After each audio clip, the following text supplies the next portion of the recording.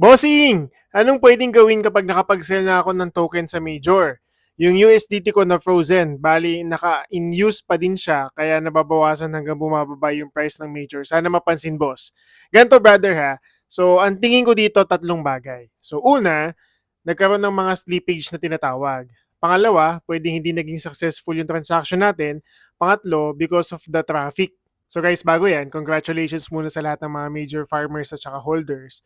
So halos tinamaan guys yung price prediction natin na nasa 60 to 70 pesos. So imagine nag-peak pa siya ng almost $2. So yung mga marunong mag-trade, congratulations din kasi mga nakasabay, nakabenta yun ng mga 1.4, 1.5 solid, then buy back kayo ng mga 1.1 or 1.2. Congratulations din sa inyo. So guys, ako expect natin dito, possible pumalo pa to ng mga $3 to $4 or possible baka mag $7 pa yan in the long run kasi nga nasa very limited lang ang supply, nasa 100 million lang yan, and expect natin guys sa mga susunod na araw malaki pa ang chance na mag-pump talaga yung presyo niyan katulad nitong mga ganitong klaseng statement.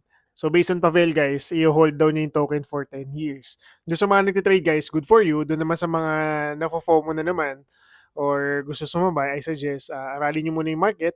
Huwag muna tayong basta-basta huwag tayong magpa-hype or huwag tayong magpadala sa hype, guys. So, end of the day, protektahan natin yung assets na meron tayo. Guys, maliit, malaki, dapat thankful tayo palagi, ha? So, yun lang.